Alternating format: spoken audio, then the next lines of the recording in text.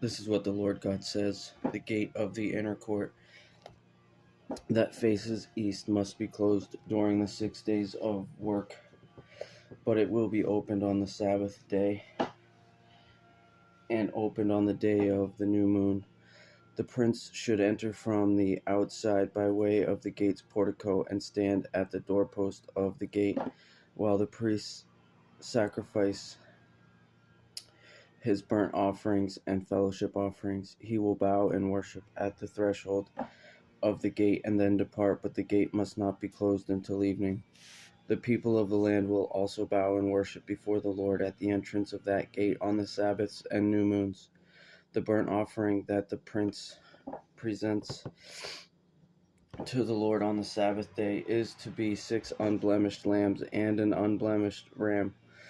The grain offering will be half a bushel with the ram, and the grain offering with the lambs will be whatever he wants to give, as well as a gallon of oil for every half bushel.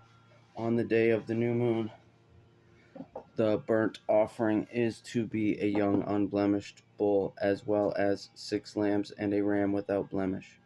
He will provide a grain offering and half a bushel with the bull, half a bushel with the ram, and whatever he can afford with the lambs, together with a gallon of oil for every half bushel. When the prince enters, he must go in by way of the gate's portico and go out the same way. When the people of the land come before the Lord at the appointed times, whoever enters by way of the north gate to worship must go out by way of the south gate.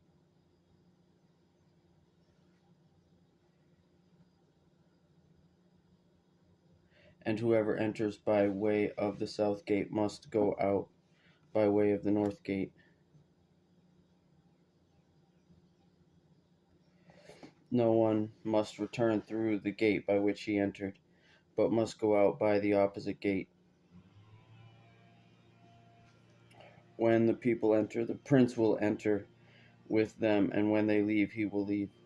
At the festivals and appointed times, the grain offering will be half a bushel with the bull, half a bushel with the ram, and whatever he wants to give with the lambs, along with a gallon of oil for every half bushel.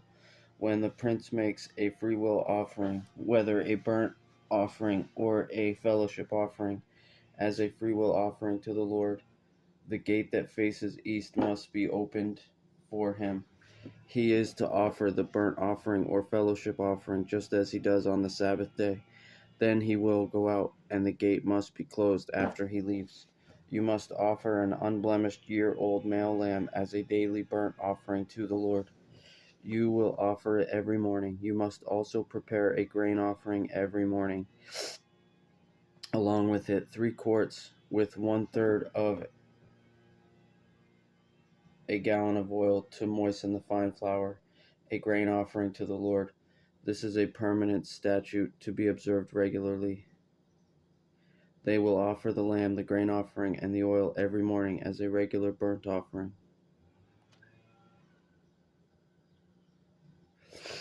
This is what the Lord God says. If the prince gives a gift to each of his sons as their inheritance, it will belong to his sons. It will become their property by inheritance.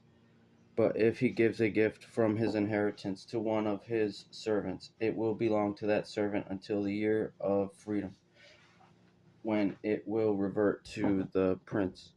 His inheritance belongs only to his sons. It is theirs. The prince must not take any of the people's inheritance, evicting them from their property. He is to provide an inheritance for his sons from his own property, so that none of my people will be displaced from his own property. Then he brought me through the entrance that was at the side of the gate into the priest's holy chambers, which faced north. I saw a place there at the far western end.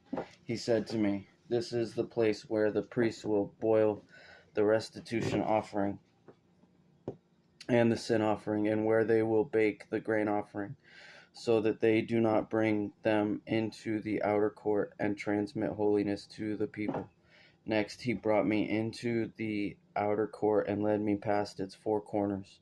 There was a separate court in each of its corners. In the four corners of the outer court there were enclosed courts 70 feet long by 52.5 feet wide.